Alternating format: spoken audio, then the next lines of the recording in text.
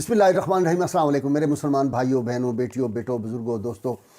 آج وہی سیریز جو میں آپ سے عرض کرتا ہوتا ہوں کہ حضور سید عالمین صلی اللہ علیہ وسلم رحمۃ اللہ عالمین اپنے غلاموں، اپنے امتیوں کو جانتے ہیں۔ جو درود پڑھتا ہے آپ صلی اللہ علیہ وسلم کی بارگاہ میں پیش کرتا ہے، اور وہ درود آپ صلی اللہ علیہ وسلم تک پہنچ جاتا ہے، اور اہل محبت کی آواز بھی وہاں پہنچتی ہے۔ آج میں جو دو واقعات تین آپ کو سناؤں گا، وہ بڑی اہم کتاب ہے مسالک الحنفاء۔ یہ کتاب ہے حضرت امام محمد بن ابی بکر قسطلانی شافعی، جن کو امام قسطلانی کے نام سے، بہت بڑے محدث، بہت بڑے بزرگ، بہت بڑے مفسر، اور یہ عالم اسلام کی وہ شخصیت ہے کہ اہل علم جب ان کا نام سنتے ہیں تو ادب سے اپنی گردنیں جھکا دیتے ہیں۔ امام قسطلانی نے لکھا کہ ابو بکر بن مجاہد المکری رحمۃ اللہ علیہ جو تھے، بہت بڑے بزرگ تھے، بہت بڑے محدث تھے، بہت بڑے اپنے وقت کے عالم تھے۔ ان کو حضرت ابو بکر شبلی رحمۃ اللہ علیہ، یہ ابو بکر شبلی رحمۃ اللہ علیہ وہ ہستی ہیں جو داتا صاحب کے اوپر جو مرشد ہیں، حضرت داتا صاحب گنج بخش رحمۃ اللہ علیہ کے جو مرشد ہیں ان کا نام ہے ابو الفضل خطلی، اور ابو الفضل خطلی رحمۃ اللہ علیہ کے مرشد ہیں حضرت ابو الحسن، اور ابو الحسن کے مرشد ہیں ابو بکر شبلی رحمۃ اللہ علیہ، جن کا مزار پاک جو ہے وہ حضرت سیدنا عبد القادر جیلانی کے مزار پاک، سیدنا امام اعظم رحمۃ اللہ علیہ کے مزار پاک سے تھوڑی دوری ہے بغداد میں۔ میں کئی مرتبہ مجھے سعادت ملی، میں ان کے مزار پاک پہ حاضر ہوں۔ بہت اونچی ایک پہاڑی ہے، وہاں پہ ایک تنگ راستہ ہے، اور وہاں پہ چڑھ کے جا کے حاضری دیتے ہیں، اور بڑا پرکیف منظر ہے اس مزار پاک کے جب جا کے بیٹھتے ہیں۔ تو ابو بکر بن مجاہد المکری سے ملنے کے لیے حضرت شبلی رحمۃ اللہ علیہ جو تھے یہ تشریف لے گئے۔ تو جب یہ گئے تو وہ اپنی مسجد میں بیٹھے ہوئے درس دے رہے تھے، اور مجاہد مکری جو تھے وہ اٹھ کے کھڑے ہو گئے، حضرت ابو بکر بن مجاہد مکری رحمۃ اللہ علیہ۔ اس کو دیکھ کر تو ان کا جو بیٹا تھا حضرت ابو بکر کا، وہ کہنے لگا کہ میں بہت، اور دوسرے دوست بھی بیٹھے تھے، وہ بڑے حیران ہوئے، اور انہوں نے حضرت جو تھے مجاہد مکری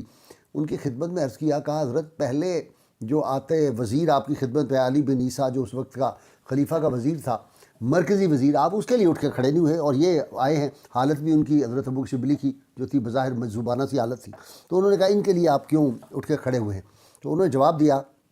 میں اس شخص کے لیے، اس کی تعظیم کے لیے کیوں نہ اٹھوں جس کو رسول اللہ صلی اللہ علیہ وسلم جس کو خاص شفقت فرماتے ہیں۔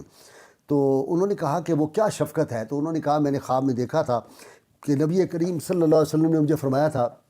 اے ابو بکر، ان قریب تیرے پاس ایک ایسا شخص آ رہا ہے جو اہل جنت میں سے ہے، پس جب وہ آئے تو اس کی عزت کرنا۔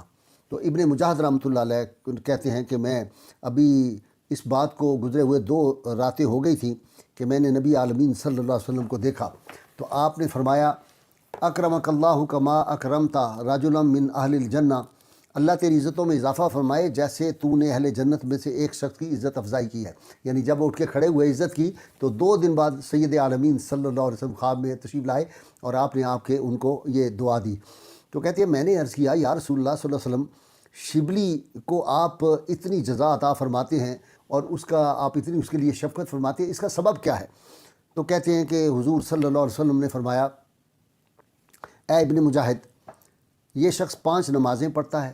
اور ہر نماز کے بعد مجھے یاد کرتا ہے، اور یہ آیت قرآن حکیم کی پڑھتا ہے، لَقَدْ جَاءَكُمْ رَسُولٌ مِّنْ أَنفُسِكُمْ عَزِيزٌ عَلَيْهِ مَا عَنِتُّمْ حَرِيصٌ عَلَيْكُمْ بِالْمُؤْمِنِينَ رَءُوفٌ رَحِيمٌ۔ یہ سورہ توبہ کی آیت نمبر 128 ہے، جس کا ترجمہ بھی میں آپ کے لیے پڑھ رہا ہوں۔ بے شک تمہارے پاس تم ہی میں سے ایک عظیم الشان رسول تشریف لائے، تمہارا مشقت میں پڑ جانا ان پر گراں گزرتا ہے، وہ تم میں سے ہر ایک کے خیر خواہ، اور مومنوں پر تو نہایت مہربانیاں فرمانے والے اور رحمت فرمانے والے ہیں۔ اور جب کہتے ہیں کہ میں نے اور پوچھا تو فرمایا، 80 سال سے وہ تلاوت کر رہا ہے، تو میں اس پہ یہ شفقت کیوں نہ کروں؟ تو یعنی حضرت ابو شبلی جو تھے وہ 80 سال سے قرآن حکیم کی یہ تلاوت کر رہے تھے ہر نماز کے بعد، اور اس وجہ سے حضور سید عالمین صلی اللہ علیہ وسلم پہ یہ خاص شفقت فرماتے تھے۔ دوسرا واقعہ بہت زبردست ہے۔ محمد بن سعد بن مطرف رحمۃ اللہ علیہ جو ہیں، یہ صالحین میں سے ہیں، بہت بڑی ہستی ہیں۔ کہتے ہیں کہ میں نے اپنے اوپر یہ بات لازم کر رکھی تھی کہ جب بھی میں رات کو اپنے بستر کے اوپر جاتا تو سونے سے پہلے ایک خاص تعداد جو تھی وہ میں درود رسول اللہ صلی اللہ علیہ وسلم کی خدمت میں پڑھتا، درود بھیجتا آپ پر۔ ایک رات میں نے تعداد پوری کی تو کہتے ہیں میری آنکھ لگ گئی، اور میں کمرے میں سو گیا۔ میں نے دیکھا کہ نبی کریم صلی اللہ علیہ وسلم میرے کمرے میں تشریف لائے ہیں،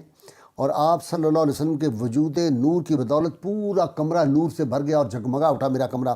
کہتے ہیں پھر آپ صلی اللہ علیہ وسلم میری طرف متوجہ ہوئے اور فرمایا، اپنا یہ منہ میرے پاس لاؤ، اپنا چہرہ آگے کرو، جس سے تم مجھ سے کثرت سے درود پڑھتے ہو، تاکہ میں تمہارے چہرے کو بوسہ دوں۔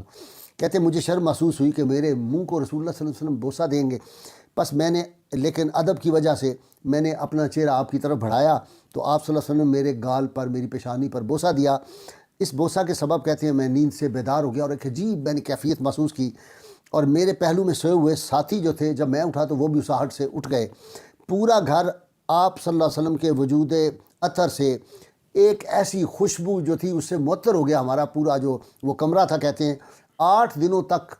میرے اس گال پر جس جگہ آپ نے میرے چہرے پر بوسہ دیا تھا اس سے خوشبو موجود رہی، اور کہتے ہیں کہ میری اہلیہ بھی کہتی تھی کہ آپ کے پاس سے خوشبو بہت زبردست آتی ہے آپ کے چہرے سے، اور یہ جو تھی کیفیت آپ کو جو تھی وہ حاصل تھی۔ اسی طرح ایک اور واقعہ بہت زبردست ہے جس کو حضرت ابو سعد زنجانی رحمۃ اللہ علیہ نے بھی بیان کیا ہے، اور اس کو امام کستلانی نے لکھا ہے اپنی کتاب میں۔ فرماتے ہیں ہمارے ہم مصر میں ایک شخص تھا جو بظاہر مجذوب تھا، اور لوگ اس کو مجذوب سمجھتے تھے۔ بڑا نیک آدمی تھا، نہ وہ کسی سے ملتا تھا نہ اپنے گھر سے کہیں نکلتا تھا۔ مدت ہوگی، لوگ بہت چاہتے تھے کہ اس کو جا کے ملیں، اس کے ساتھ کوئی گفتگو کریں، لیکن وہ کسی سے بات نہیں کرتا تھا، اپنی تسبیح پڑھتا رہتا تھا۔ وہ کہتے ہیں پھر وہ ابن رشیق رحمۃ اللہ علیہ جو تھے ایک بزرگ اس دور کے، ان کی مجلس میں جانے لگ گیا، تو کہتے ہیں کہ لوگ اس بات سے بڑا حیران ہوئے کہ اتنی مدت تو یہ کبھی گھر سے نکلا نہیں، اب یہ کیوں جا کے ان کی مجلس میں بیٹھتا ہے؟ تو کہتے ہیں ہم نے اس سے سوال کیا کہ آپ ان کی مجلس میں اب کیوں آ کے بیٹھتے ہیں، پہلے تو آپ کسی مجلس میں نہیں جاتے تھے؟ تو انہوں نے جواب دیا، اس جو تھا اس بزرگ کا تھا ابو العباس الخیاط، اس کا نام تھا، مجذوب تھا۔ کہتے ہیں انہوں نے کہا کہ میں نے رسول اللہ صلی اللہ علیہ وسلم کو دیکھا، آپ کی زیارت کی، تو آپ صلی اللہ علیہ وسلم نے مجھ سے فرمایا تھا تم ان